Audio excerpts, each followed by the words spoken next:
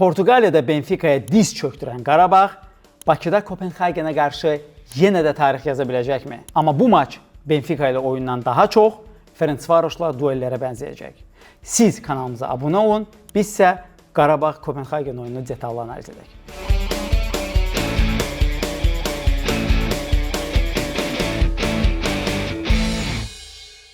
Nəhayət ki, sizin bizdən şiddətlə istədiyiniz o video gəldi.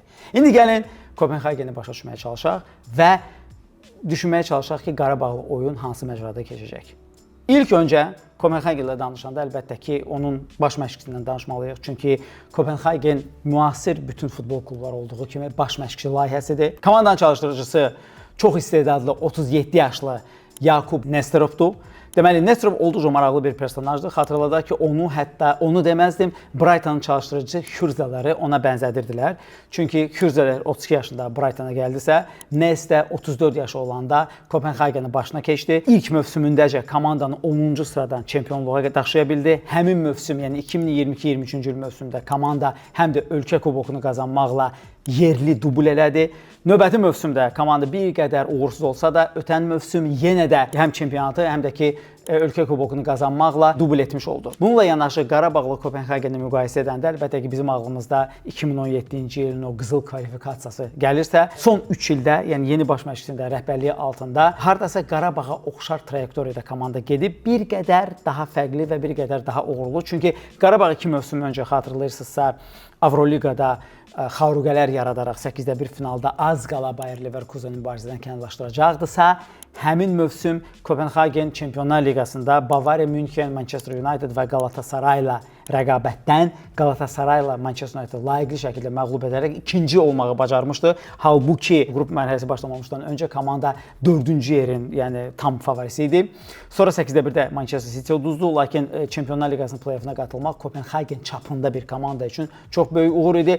Ötən mövsümdə komanda Konferans Liqasına qatıldı və Konferans Liqasında da play-offun birinci mərhələsinə keçərək ikinci mərhələdə və ya 8-də 1 finalda Chelsea-yə layiqli müqavimət göstərərək hər iki oyunda məğlub oldu və mübarizəni kənarlaşdırdı. Bildiyimiz kimi də Chelsea sona qədər gedib həmin turniri qazandı. Və bu il Kopenhagenin Çempionlar Liqasına son 3 mövsümdə ikinci girişidir. Qarabağ Portuqaliyada, Lisabonda böyük bir sensasiya yaradarkən, Kopenhagen Danimarkada Bayer Leverkusen'i məğlub etməyin bir addımlığındaydı, lakin son dəqiqələrdə buraxdığı 2 qol sayəsində, nəticəsində hətta deyərdik, qələbəni əldən verdi. Lakin yenə də komanda kifayət qədər ciddi təsir bağışladı. Gəlin indi başa düşməyə çalışaq ki, Nesterov komandanı necə işlədir, hansı taktika ilə işləyir və komanda ümumiyyətlə necə təhlükəli epizodlar yaradır. Qarabağın çox ehtiyatlı olmalı olduğu məqamlar hansıdır, biz onu xüsusilə qeyd edəcəyik və komandanı Qarabağ necə istismar edə bilər və hətta onu deyim ki, əgər belə bir spektr götürsək, burada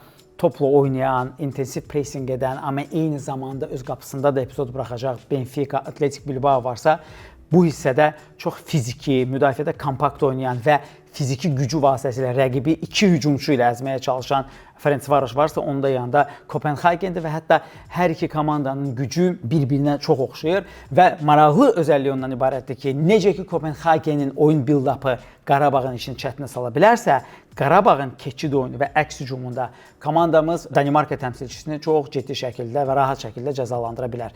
Gəlin bunu başa düşməyə çalışaq. Nesterov özü diplom işini 4-3-3 hücuma meyilli 4-3-3 taktikası üzərində yazmışdı.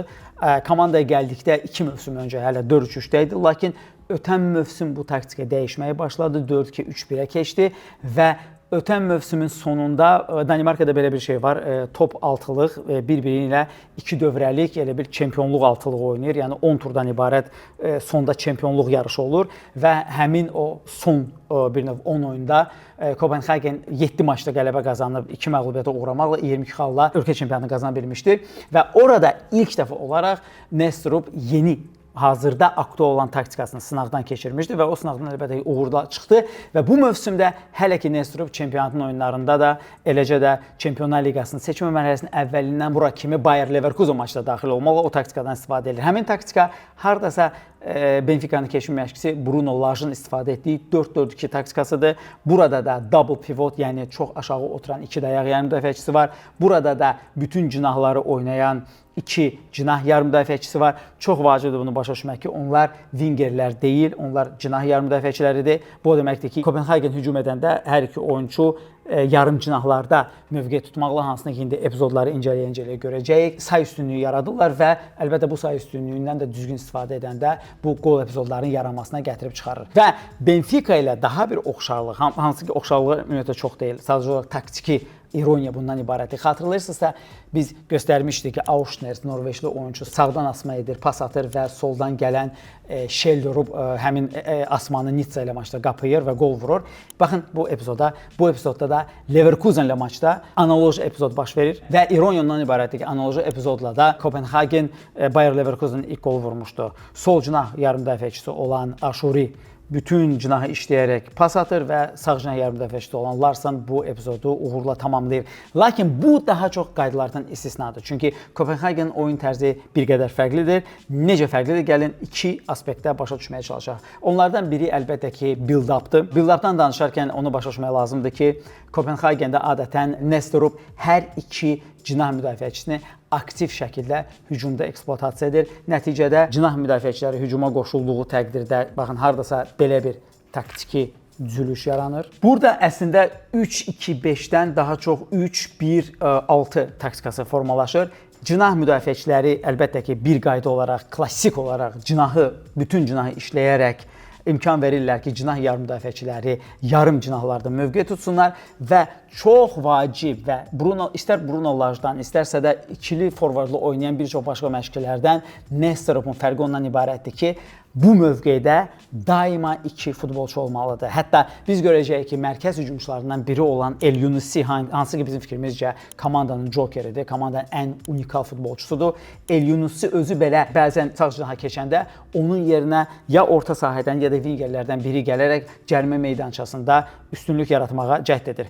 Lakin həmin o mərkəz hücumçularının cərimə meydançasındakı hərəkəti, hansı ki bizim fikrimizcə Qarabağla maçda bizim ehtiyatlı olmalı olduğumuz və rəqibin ən intensiv, ən güclü silahıdır. Gəlin əvvəlcə overloadlardan danışaq. Klassik overload nədən ibarətdir? Klassik overloadda 3 və ya 4 futbolçu iştirak edir. Adətən 2 cinah oyunçusu, cinah müdafiəçisi, cinah wingeri və ya yarım müdafiəçisi, hücumçulardan biri və ya 10 nömrə və bir də orta sahədən bir oyunçu. Düzdürmü? Lakin Kopenhagendə fərq ondan ibarətdir ki, adətən overloadlarda 3 oyunçu iştirak edir. Hətta biz deyərik 2.5, yəni cinah müdafiəçisi ilə cinah yarım müdafiəçisi kombinə edirlər. Onlara hücumçulardan biri qoşula bilər və ya orta sahədən, double pivotdan kimsə gəlib onlara kömək edə bilər və ya o biri cinahda olan futbolçu, məsələn hücumçu burada overload necə baş verir? Əgər misal üçün sağ cinahdan yüklənmə gedirsə, burada sağ cinah mərkəz hücumçusu onlara kömək eləyir, sol cinah mərkəz hücumçusu mərkəzə gəlir və sol cinah yarım müdafiəçisi isə cərimə meydançasına girir və sol cinah müdafiəçisi gəlir hardasa yarım cinahda mövqe tutur. Gəlin çox sadə şəkildə bunu epizodların dili ilə izah etməyə çalışaq. Baxın bu epizodda gördüyümüz kimi burada 22 nömrəli oyunçu Zag adını səhv deyə bilərik, amma funksional əsasən sağ cinah yarım müdafiəçisidir. O burada sağ cinah müdafiəçisi olan Huescasla kombinə edir və pas sol cinah yarım müdafiəçisi olan Robertə gedir. Hansı ki, bu epizodda konkret olaraq ikinci hücumçu funksiyasını yerinə yetirir. Biz demişdik çünki Nesterovun işin əsas mahiyyəti hücumda, build-upda cərimə meydançasında daima 2 hücumçu saxlamaqdır. Xatırladaq ki, müqayisə üçün Robikin də bu ondan ibarət idi ki, əsas hücumçusu Barnabas Varga idi. Josef isə ona hardasa kömək edirdi, arxadan gəlirdi, bir növ onun açdığı zonaya girirdi. Burada isə bu funksionallıqla yanaşı daima 2 mərkəz hücumçusu, Qarabağın 2 mərkəz müdafiəçisi Medina ilə Bəhlul Mustafazadəni pres etməyə çalışacaqlar. Baxın, burada isə sol cinah kombinə edir. Burada 16 nömrəli futbolçu Robert sol cinah yarım müdafiəçisidir. O pas atır Lopezə, sol cinah müdafiəçisinə və o da El Yunusiyə topu çıxarır. El Yunusi isə adətən mərkəz hücumçularından sağda olan sağ mərkəz hücumçusudur. Baxın, burada hər şey sağ cinah müdafiəçisi olan Huescasın asisti ilə bitəcək. Qol asisti ilə əlbəttə ki. Və burada ona kömək edən oyunçu 11 nömrəli futbolçu, yarım cinaha yerləşən Larssondur və ikinci hücumçu da bu epizodda 14 nömrəli futbolçu Corneliusdur. Cornelius Kopenhagenin ən təcrübəli və ən məşhur Avropanın top çempionatlarında oynamış oyunçusudur. Baxın, bu epizodda Huescas, yəni sağ cinah müdafiəçisi olan Huescas sağ cinah yarım müdafiəçisilə kombinə edir. Bu kombinə etmək zamanı 3 oyunçuya fikir verməyinizi xahiş edirəm. Birinci olaraq hücumçulardan biri olan Mokokodur. Sonra sol cinah yarım müdafiəçisi Choridir və El Yunusi hansı ki əslində sağ cinah hücumçusudur. Bir qədər əslində epizoddan geri qalıb, amma mahiyyət ondan ibarətdir və biz gələcək epizodlarda görəcəyik ki, El Yunusinin uzaqdan da çox güclü və çox effektiv zərbələri var. Yəni hər ehtimalda əgər hücum ikinci dalğadan gedərsə, rəqib müdafiə oluna bilərsə ilk hücum dalğasından, rəqibin həmin o dayaq yarım müdafiəsi cərimə meydançası həndəvərdə 14 nömrəli zonaya El Yunusi yerləşə bilər və El Yunusinin biz görəcəyik ki, həm yaxşı link-up'ı var, həm də ki, yaxşı zərbələri var. Amma yenə də onu təkrar eləyək ki, bu epizodda bizim fikrimizcə El Yunusi sadəcə epizoda gecikir. Biz bayaqdan Huescas'dan danışırıq. Çünki Kopenhagen hardasa 40% hücumlarını sağ cinahdan edir, 25% sol cinahdan edir. Ona görə sağ cinah yüklənməsi daha aktualdır Kopenhagen halında. Burada Huescas daha aktiv şəkildə hücumlara qoşulur, asist edir, qol vurur və ümumiyyətlə çox vacib paslar atır. Lakin eyni zamanda sol cinah müdafiəçisi Lopez də təhlükəlidir. Baxın, bu epizodda gördüyümüz kimi o bu mövsüm cərimə zərbəsindən qol vurur və ötən mövsümdə onun bir cərimə zərbəsindən qolu var idi. Ümid edək ki, Lopezin hər mövsüm bir norması var, standartı var ki, bir cərimə zərbəsindən qol vurur və o normasını doldurmuş olub. Hər halda Qarabağın da fikir verməli olduğu epizodlardan biri budur. İndi isə gəlin hələ bu taktikamızı saxlayaraq ki, əsas hücum, build-up elementi burada itməsin. Komandanın ən əsas silahı və bizim fikrimizcə Qarabağın çox ehtiyatlı olmalı olduğu məqamı vurğulayan. Bu da iki hücumçunun cərimə meydançasında istifadəsidir.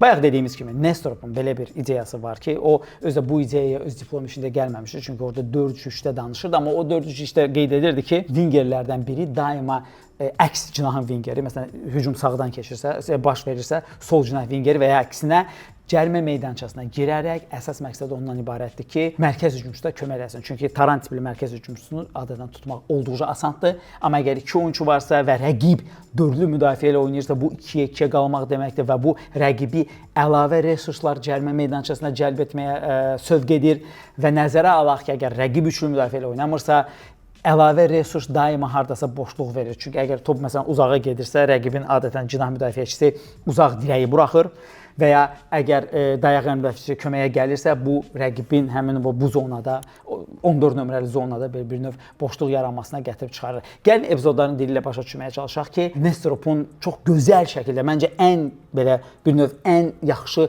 otuzdurduğu sistem nədir? İlk növbədə bunu qeyd edək ki, Qarabağla ola bilsin ki, siz təəccüblənərsiniz ki, komanda 4-2-3-1-ə keçər birdən-birə. Halbuki 4-2-3-1 taktikasından istifadə etməyib. Sadəcə olaraq Nesterov mövsümün birinci oyununda Drita ilə Çempionlar Liqasının təslimat mərhələsi, ilk təslimat mərhələsinin birinci oyununda 3-4-3 taktikasıyla oynamışdı. Onu da oyunla izah etmişdi ki, oyunçular hələ yay tətilindən təzə gəliblər və 3-4-3-də o müdafiəni çox yaxşı sığortalayırdı ki, Drita ilə hər hansı bir sensasiya baş verməsin. Və bu arada komandanın zəifliklərindən danışanda biz zaman-zaman rəqibin müdafiəsini aşa bilməmək problemindən danışacaq və həmin maçda da Dritanı 2-0 hesabı ilə hər iki qolu penaltidən vurmuşdu komanda. Bu əsas prioritetimiz deyil. Əsas prioritet ondan ibarətdir ki, əgər komanda 4-4-2 oynamırsa, birdən 4-2-3-1 taktikası verilirsə, əgər El Yunusi orada sağ cinah vingeri kimi göstərilirsə, bir şey yadınızda saxlayın ki, bu əslində şərtidir. Çünki El Yunusi sağ cinah vingerindən çevriləcək sağ cinah hücumçusuna və mərkəz hücumçularından birinə, bir növ mərkəzin sağında oynayan hücumçu. Amma 4-4-2-də birmənalı şəkildə hücumun sağ cinahı El Yunusiyə tapşırılır. El Yunusinin özünü isə komandada Nesterov sağ cinah vingerindən mərkəz hücumçuya çevirib və xatırlayırsınızsa biz Şkenca ilə Qarabağ oyunu analiz edəndə Şkencanın 7 nömrəli futbolçusu var idi, İbrahimi. Onun haqqında danışırdıq. Bildirirdi ki, İbrahimi əvvəl sol cinah vingeri olduğundan soldan cərimə meydançasına girməyi sevir. Analoji olaraq sağ cinah vingeri olan El Yunusi sağdan içəri girməyi sevir və bizim fikrimizcə komandanın ən belə bir növ jokeri, yəni komandanın ən maraqlı, ən kreativ və ən belə unikal futbolçusu məhz El Yunusidir. Gəlin ilk öncə biz bayaq demişdik ki, uzaqdan zərbələri var. O epizod var idi, haradakı geridə qalmışdı. Baxın, bu epizodda mərkəz yarım müdafiəçisi olan Lerajer ya da Leylayer, Danimarka aksenti bizdə yoxdur, təəssüf olsun ki, ona görə üzürlü sayın. 12 nömrəli futbolçu Lerajerlə link-up edir və gördüyünüz kimi çox gözəl qol vurur. Ümumiyyətlə, vantular var, biz FIFA-dan öyrənmişik. 1-2-ləri Vergaç və ya türkçə desək, Nesterov çox yaxşı şəkildə istifadə edir. Gəlin indi başqa bir epizoda gedək. Məsələn, El Yunusi bu epizodda başla sol cinah müdafiəçisi olan El Çuriyə assistentlik edir. Və ya öbür epizodda isə El Yunusi çox intellektual oynayaraq mərkəz hücumçusu kimi 3 rəqibi, hətta 2 rəqibi belə deyək, 3-cü biraz ağ olar, 2 rəqibi özünə çəkir ki, həmin mövqedə oynayan və zədələnmiş El Churini əvəz edən Robert həmin mövqeyə girib qol epizodu yaratsın. Və ya mən bu epizodu, bir neçə epizodu sizinlə belə donduraraq analiz etmək istəyirəm ki, biz görək ki, rəqib necə hücum edir və nə qədər mükəmməl şəkildə bunu bacarır hücumun cərimə meydançası fazasında. Burada deməli El Yunusi əvvəlcə 1-2, yəni 1-2 oynayır 11 nömrəli oyunçu sağ cinah yarım müdafiəçisi olan Larsonla. Sonra biz solda görürük ki, Cornelius sol cinah mərkəzi hücumçusu özünə müdafiəçisini çəkir və həm sağ cinah müdafiəçisi Huescas, həm sol cinah müdafiəçisi Lopez bir qədər geridən gəlirlər. Yəni bu sürətli hücum transition'dır. Keçid olduğuna görə hər iki müdafiəçilər yuxarı çıxmağa macal tapmayıblar. Tam olaraq paralel olaraq da ki, dayaq yarım müdafiəçilərindən biri olan, amma əslində 8 nömrə olan Madsen, hansının ki zədədən qayıdaraq Qarabağla iştirak etməməyi çox böyük bir təsirə malik olacaq. Baxın, Madsen həmin o boşluğu, El Yunusun yaratdığı boşluğa girərək bu epizodu yaradır. Və burada gördüyümüz ki, mərkəz yarım müdafiəçisinin əslində double pivotun mərkəz hücumçusu ilə yer dəyişməsi baş verdi. Baxın, görün nə qədər komandanın çox gedişi, Nesterovun çox gedişi çox mükəmməl şəkildədir. Yəni o adam nə cinah müdafiəçiləri, nə cinah yarım müdafiəçilərindən istifadə etdi bunun üçün. Əlavə resurs, əlavə oyunçu gətirdi bura. Daha bir epizod yenə də həmin o Madsen'in önəmliliyini baxın vurğulayır. Görün burada bu epizoda baxırıq. Madsen rəqibin mərkəz müdafiəçilərini belə deyək şərti olaraq, Allah eləməsin, amma şərti olaraq Kevin Medinas ilə Bəhlulunu özünə çəkməyindən istifadə edərək boşluğa yaradır və o boşluqdan maksimal şəkildə istifadə edir. Bu epizodda da El Yunusi'nin futbol intellektinə heyran olmamaq olmur. Baxın bu epizoda El Yunusi topu o biri hücumçu olan Cornelius'a gətirir və eyni zamanda özü sağa düşməklə sol cinah yarım müdafiəçisi Robert'in cərimə meydançasına girərək qol vurmasına şərait yaradır. Və son olaraq mən daha bir epizodu göstərmək istəyirəm. Burada yenə də Madsen topladı. Və Madsonun burada 3 opsiyası var əslində. Onlardan biri 14 nömrəli futbolçu sol cinah mərkəz hücumçusu Cornelius'dur. O birisi El Yunusi'dir. Üçüncüsü isə sağ cinah müdafiəçisi Huescas'dır. Baxın görün necə epizod ona gətirib çıxarır ki, Cornelius sağ cinah yarım müdafiəçisinə assistentlik edir. Hücum edən istənilən komandada, Qurban müəllimdə də baxın bu oyunçularla əlaqə çox fundamentaldır. 10 nömrə ilə potensial əlaqə çox vacibdir. Lakin burada Nesterov 6-8 nömrə ilə əlaqə qurur. Öbür epizodlarda əgər Madsen ana təbiəti olaraq box to box bir növ Kopenhagenin Pedrisi isə, burada 6 nömrə klassik dayaq yarım müdafiəçisi olan adını mənim düzgün tələffüz eləməyəcəm, Lerajerdir. Baxın bir dənə oyunçunun çox El Yunusi'nin özünə oyunçu çəkməyinə və Lerajerin meydandakı hərəkətinə. Sadəcə olaraq bir növ İngiliscə bu sözü desək, track eləyək, izləyək onun hərəkətini sonuna qədər. Və əlbəttə ki, belə bir söz var ki, istənilən bir quruluş, istənilən bir sivilizasiya, istənilən bir sistem özünün pikində, özünün məhvinin toxumlarını sərpmiş olur. Bu qədər hücuma meyillik əslində Kopenhagenin zəifliyidir və hansından ki Qarabağ istifadə edə bilər. Amma burada da Yankovic'in yoxluğu özünü necə göstərə bilər? Gəlin bunu başa düşməyə çalışaq. Birinci olaraq klassik futbol anlayışında 5 oyunçu hücumla maraqlanır, yəni hücumdadılar, 5 oyunçu isə müdafiədə olur. Lakin Nesterovun taktikasının bir qədər riskliliyi ondan ibarətdir ki, burada komanda gördüyümüz, baxın bu epizodda gördüyümüz kimi 2 mərkəz hücumçusuna 2 cinah yarım müdafiəçisi və 2 cinah müdafiəçisi qoşulur və bəzi hallarda əgər burada Madsen kimi ayağı çox yaxşı olan yarım müdafiəçisi varsa, o da hücuma qoşulur. Nəticədə əgər və Qarabağın da mən nəyə görə deyirəm ki, bir növ Kopenhagenin zəifliyi Qarabağın güclü tərəfləri ilə belə üst-üstə düşür. Bir Qarabağ üçün ideal bir münbit şəraiti. Əgər buradan Qarabağ çox sürətlə çıxa bilərsə, rəqibi çox rahatlıqla say azlığında tuta bilər. Nəzərə alaq ki, Madsen zədəlidir və biz bu verilişi çəkəndə sentyabrın 23-də oyunçunun uzun müddətli zədəli ola biləcəyi və Qarabağla oyunu buraxa biləcəyi də ehtimalları böyükdür. Bu komandada çox ciddi zəncirvari dəyişikliklərə səbəb ola bilər. Çünki onun yerinə Avropanın top 5 ölkələrində oynamış daha bir sizin bəlkə tanıyacağınız Delaney var. Əgər Delaney oynayacaqsa, Delaney'in özəlliklərindən biri ondan ibarətdir ki, o qədər sürətli deyil. Nəticədə ya cinah müdafiəçilərinin biri arxada qalmalıdır, ona kömək eləsin, ya onun həmkarı çox güman ki, Lerajer ola bilər. Eyni zamanda burada Klem oynaya bilər. Amma Klemin o oyun vizyonu o qədər də güclü deyil. Ümumiyyətlə, hətta Danimarka çempionatı səviyyəsində belə Nesterov onu əsas heyət oyuncusu kimi oynamaqdan boyun qaçırır. Çünki o tez-tez mövqe seçimində səhvlər edir. Uzun sözün qısası ondan ibarətdir ki, Qarabağın ən böyük üstünlüklərindən biri, burada ağlımıza bir saniyəlik Qarabağın sol cinahını götürək. Elvinlə Zubir nə qədər effektiv şəkildə rəqibi cəzalandıra bilər. Üstəlik, orta sahədən çıxacağımız təqdirdə əgər Kadi 10 nömrə mövqeyində oynasa, həm Delaneyin, həm də ki, həm Klemin, həm də Lerajerin başını ciddi şəkildə ağrıda bilər. Məsələn, bu üstünlükləri var. Eyni zamanda komandanın, əgər biz zədəlilərdən danışırıqsa, Cornelius'un oynayıb oynamamağı da sual altındadır. Cornelius da çox önəmli futbolçudur o baxımdan ki, Antonio Conte kimi Nestorov taran tipli orientir hücumçusundan istifadə eləməsə də, yenə də Cornelius öz ağıllı hərəkəti ilə, çünki Cornelius çox təcrübəli bir futbolçudur, müdafiəçiləri özünə çox effektiv şəkildə çəkə bilir ki, El-Yunusi bunu cinaha düşməklə eləyir. Cornelius isə cərimə meydançasında edəcək və Cornelius oynayacağı təqdirdə əlbəttə ki, bu fiziki gücünə görə həm Kevin Medina'ya, həm də ki, Bəhlul Mustafazadəyə çox ciddi şəkildə baş ağrısı yarada biləcək bir futbolçudur. Komandada onun yerinə əlbəttə ki, Klassonla 7 nömrəli futbolçu və Mokoko var, amma onlar həmin effekti, xüsusilə intellektual o təcrübəni verə bilmirlər. Ona görə bizim ümid eləməyimiz qalır ki, Madsenlə yanaşı eyni zamanda burada Cornelius da bu maçda iştirak etməz. Bu Qarabağın işini xeyli şəkildə asanlaşdıracaq. Yəni deməzdim asanlaşdırar. Nəzərə alsaq ki, 2 hücumçu daimi cərimə meydançasını eksploatasiya edir. Bir qədər Medina ilə Bəhlulun işini bir qədər az çətin edəcək.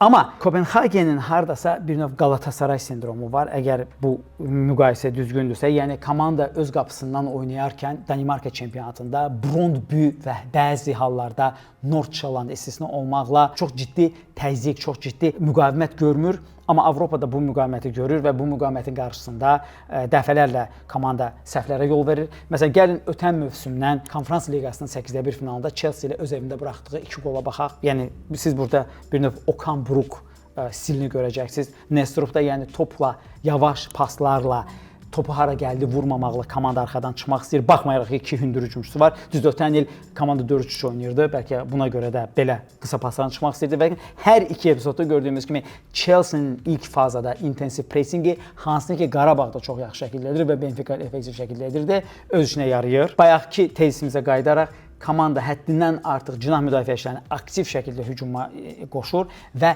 sadəcə olaraq Nestorovun oyun taktikası elədir ki, biz bayaq dediyimiz kimi, əgər hücumçulardan biri cərimə meydançasına çıxırsa, onları bəzən əks cinahda oynayan müdafiəçi belə əvəz eləməyə hazırdır. Ona görə cinah müdafiəçilərinin yuxarıda qalması, əgər məsələn birinci topu udaraq ikinci topu qazansa, çox ciddi əks hücum bir növ silah verir. Lakin digər tərəfdən isə komandada elə bil ki, otaqda fil var. Otaqda da fil bu mövsüm komandanın transfer etdiyi Xorvatiyalı qapıçı Kotarskidir. Ötən mövsüm komandanın qapıçısı çıxışlar çox kobud səhvlərə yol verirdi və hətta qapıçı səhvindən ona yerli onana deyilirdi. 4 qola gətirib çıxartmışdı. Kopenhagen bu problemi həll etmək üçün bilməm onun qapıçı seleksiyası Manchester United-dən ilhamlanıb ya Manchester United-in qapıçı seleksionerləri Altayla Onananı aldıqdan sonra başladılar məsləhət verməyə və Kopenhagenlilər buna qulaq asmağa başlayıblar onlara. Xorvatiyalı qapıçı Kotarski də çox bərbad şəkildə oynayır ayaqları ilə. Qarabağın bir növ çörək ağacı ola biləcək bir elementi. Gəlin baxın bir neçə epizoda baxaq. Hardakı qapıçı ortabab bir təzyiq altında sınır. Baxın bu bir epizoddur. Digər epizodda baxın səhv mövqe seçir və səhv edir. Və bir oyunda bir neçə dəqiqə arasında 2 kobud səhv və bu artıq şut stoppingdədir. Yəni qapıçının sadəcə olaraq ayaqları ilə oynaması deyil. Deyirəm, mən sözü şişirtmədim. Manchester United-in qapıçılar üzrə seleksionerləri yəqin ki, bəlkə də freelance kimi Kopenhagendə də işləyirlər. Bu çox vacib oyundur, çünki ölkə çempionatında hazırda lider olan Aarhus'la oyundur və hər 2 qolu belə absurd şəkildə Kotarski buraxır qapısından. Bu da Qarabağın daimi olaraq istismar edə biləcəyi bir mövqedir. Xatırlayırsınızsa biz Shelbourne-la da bunu danışmışıq, amma Shelbourne-un qapıçısı Kotarskinin yanında hələ ki toya getməlidir. Sonda gəlin Qarabağdan biraz danışaq. Əlbəttə ki, bildiyimiz kimi Qarabağ 4-2-3-1 taktikası ilə oynayır. Sürətli keçid futbolu, sürətli cinahla, xüsusilə əgər Kopenhagen sağ cinahdan yüklənməyi sevirsə, Qarabağ sol cinahdan yüklənməyi sevir və Andrada buradan sağ cinahdan ikinci dalğa kimi, yəni cərimə meydançasına ikinci qüvvə kimi gəlir. Lakin burada Qarabağın daha bir problemi rəqibin iki mərkəz hücumçusu ilə ilgilənməklə yanaşı Yankoviçin yoxluğu ola bilər. Mən nəyə görə Yankoviçin yoxluğunu deyirəm? Nəzərə alsaq ki, əgər Yankoviçin yerinə Kaşyuk oynayacaq, Kaşyuk bir qədər yuxarıda oynasa, bir növ 8 nömrə yerində, box-to-box oyuncusu yerində Kadzi oynaya bilər. Əgər Ferencvarosla oyun yadınızdadırsa, xüsusilə ilk maçda, ilk hissədə Ferencvaros bizi sıxmışdı. Ona görə Kadzi müdafiə olunmaqda meyilli idi. Amma Kadzini də biz Bruno Fernandeslə müqayisə edə bilərik. Yəni çox istedadlı 10 nömrədir. 8 nömrə oynanılmağa məcbur olunanda 10 nömrə ilə 8 nömrənin ümumiyyətlə müdafiə futbolunda ən böyük fərqi nədən ibarətdir ki, 10 nömrənin beyni daima qabaqda pas alanları, boşluq axtarmaqdır.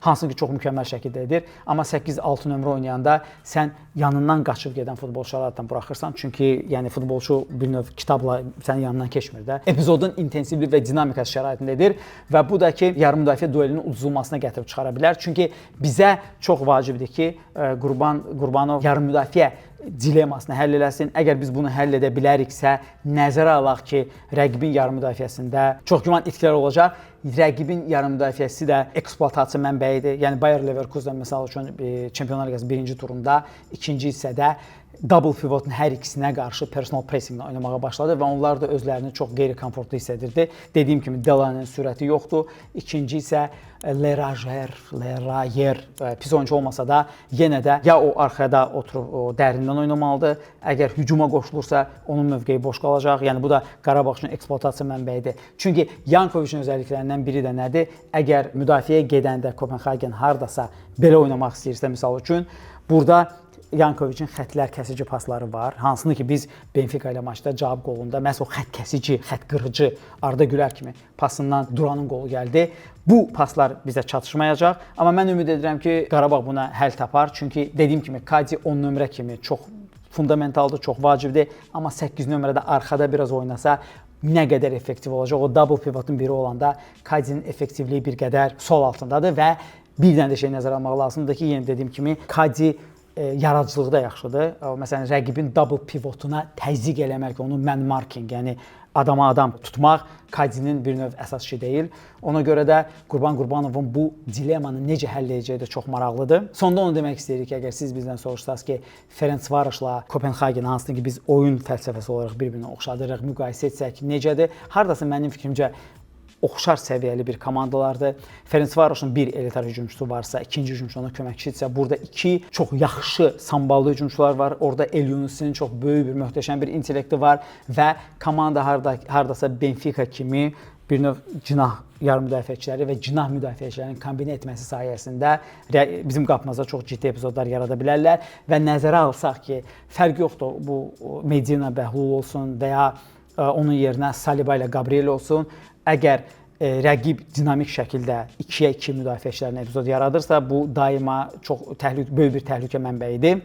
Amma Qarabağ bunun öhdəsindən gələrək sürətlə, hansı ki Qarabağ zaten oyunu quick transition, yəni sürətli keçidlərin üzərində qurulub, biz Kopenhageni çox ciddi şəkildə cəzalandıra bilərik. Yəni burada daha çox olacaq kim öz güclü elementindən daha effektiv şəkildə istifadə edəcək və bu da əlbəttə ki Qarabağ üçün qızıl şansdır ki, növbəti qələbəni qazanaraq Çempionlar Liqasında 2 maçdan liderlər sırasında olsun və ondan sonradakı hər şey mümkündür. Sizin fikrincə Qarabağ bu maçda müsbət nəticə əldə edərək bizim play-off xəyallarımızı canlandırmağa başlayacaqmı? Yoxsa Kopenhagen Qarabağ üçün keçilməz bir səthə çevirəcək? Fikirlərinizi şərhlər bölməsində bildirməyi unutmayın. Videonu bəyəndinizsə videomuzu like edin, abunə olun və stadionda görüşənə qədər.